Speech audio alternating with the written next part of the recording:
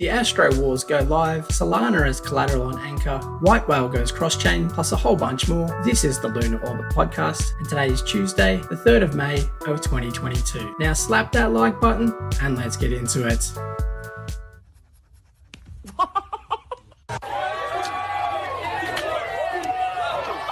It looks like we're finally going to be getting Solana as collateral on Anchor. This is very important for Anchor itself to try and get as many different collateral types as possible to help boost the borrowing capacity and the number of assets that are deposited onto the platform. So Solana is going to be here very shortly. This vote is live, but it's effectively passed, so I expect to see Solana probably up on Anchor within the next week. Now, there is a fair bit of crossover between the Solana and Terra ecosystems, given the wormhole bridge, so hopefully that means more users start to flow in from the Solana ecosystem itself, or the existing lunatics park some of their Solana bags on Anchor, which should help with the sustainability of the protocol overall. On top of this, the Anchor earn rate has now effectively lowered. There was a proposal that passed last month to dynamically shift down the Anchor earn rate until the protocol becomes profitable. Now it's going to drop by up to 1.5% each month at the start of the month. It has now dropped down to 18%. You can also see that it's projecting to drop down to 16.5 on the 1st of June. To my understanding, it'll only drop down to 15% total, and that's where it will maintain. And it may even come up again if the protocol starts earning further yield from more borrowers. Now, there was an awful lot of Twitter FUD about what happens when the Anchor rate starts to drop. Will there be a mass exodus of liquidity and UST? And having a look at the smartstake.terra app, we can see that hasn't happened at all. And in fact, UST has continued to climb. So we can see that the Anchor rate came into effect about here, and the trend has continued to go up just as it had been previously. So there's been no meaningful effect. It's only been a 1.5% drop, to be fair, but I really feel like the market forces of Anchor and the demand for yield on US dollars will keep this in good stead for a long time to come. And I'm sure there's going to be another big stimulus check from Terraform Labs to the Lunar Foundation Guard to top up the yield reserves even further, as I mentioned in the last podcast. Okay, so the biggest talk of the town at the moment is the ongoing Astro Wars, and this infographic here from Terrians helps make sense of it all. So as of the 3rd of May, there's at least 3 things going on here. We've got the Apollo DAO Lockdrop, the Reactor Convert Drop, and the Retrograde Money Bootstrapping Pool. And Retrograde's boosted conversion event is also about to start. So with Apollo, you can come and deposit X Astro tokens into their platform and lock them up. Now, the longer you lock them up, the greater Apollo rewards you will receive, with up to a 6.9x boost if you lock them for the full 12 months. Reactor is doing something similar,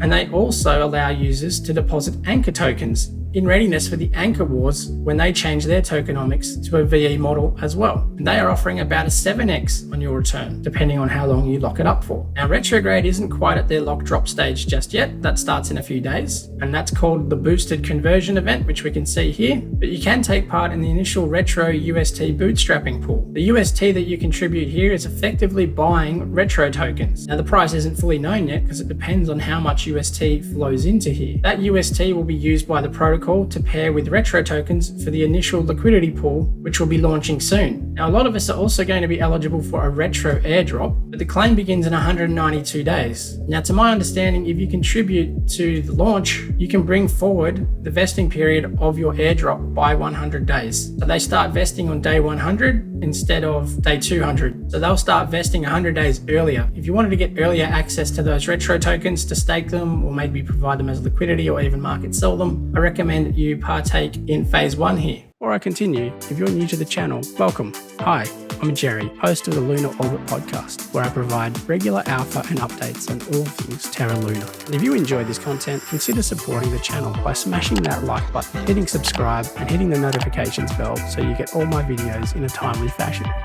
Now, there are a couple of other options in the Astro Wars, namely Spectrum and Orion. And this article by Whitewhale explains why they've chosen to go with Retrograde and Apollo. Now, I basically agree with this thesis, and this is also what I'm doing personally. So Whitewhale is going to be splitting up 50% of their Astro tokens to partake in Retrograde's launch, and the other 50% with Apollo. And they explain why and the pros and cons of each protocol. Retrograde is singularly focused on Astro tokens. It's not going to deal with any other tokens, and they claim that they'll have the highest leverage return on your Astro. So if you're looking for the highest yield possible from Astro, Retrograde might be for you. Now, there is a little bit more risk that the peg between the liquid staked token and your X Astro Astro might not be quite as stable. However, in saying that, they do have some key VC backing, and I'm pretty sure they'll do everything to keep the peg as tight as possible because that is critical in these curve style wars. And it's interesting to see that Whitewhale has negotiated a treasury swap with Retrograde and also Apollo. Now, Apollo has a safer peg protection because only half of the pledged Apollo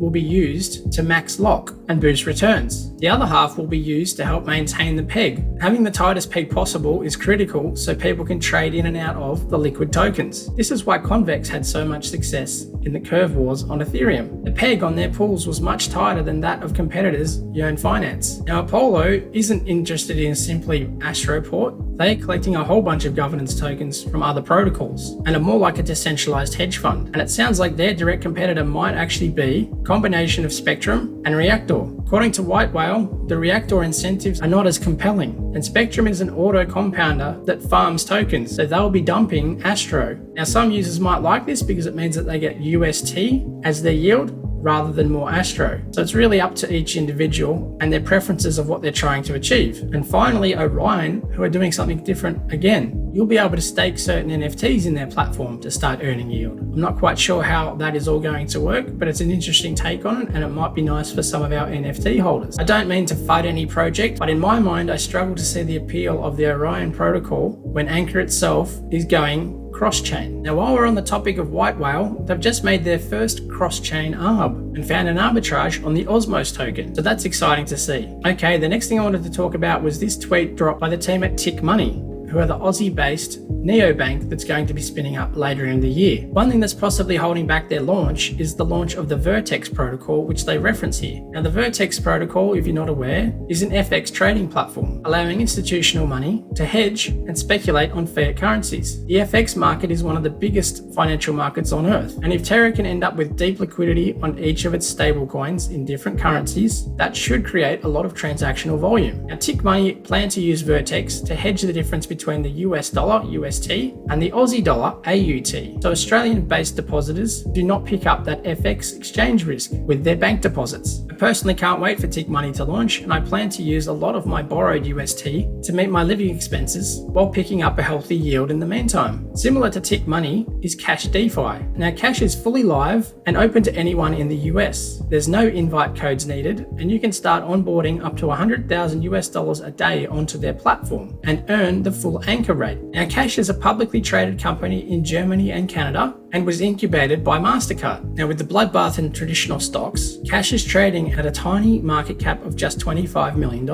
well down from its peak of $1.70 to just 45 cents. So this might be a way to get additional crypto exposure via more traditional means, like 401ks and superannuation plans here in Australia. With a $25 million market cap, that would barely put it in the top 100 tokens in all of crypto, which is quite staggering when you consider the regulatory compliance that Kash must have had to have jumped through to keep themselves going, not to mention their partnership with MasterCard. In other news, Terra and UST are now both top 10 coins, as referenced by this tweet from Stader Labs. Market cap of UST has more than 6x alone in the last 5 months and doesn't look like it's slowing down. And as more of these neo-banking options spin up and gain adoption from people outside of crypto, the more UST will need to be minted to provide the yield that they're offering. Alice Money is also hinting at a partnership with Kato, who are providing a seamless on and off ramp for UST. Next up, I wanted to mention this tweet by Pineherast, who is building out a comprehensive Terra NFT dashboard powered by Flipside Crypto. Now, if you're not aware of Flipside Crypto, surely check them out at flipsidecrypto.xyz. They have a learn to earn model for aspiring developers across a multitude of blockchains and are helping community members generate a lot of data-rich analytical dashboards. Here's an example of some of the beginner programs that you can embark on and start earning crypto. Their Discover tab is also well worth a look. For example, here's an article on successful bids by using Kajira. There are hundreds of queries that users can come and copy and adapt for their own use. So if you're an aspiring SQL developer, give Flipside Crypto some consideration.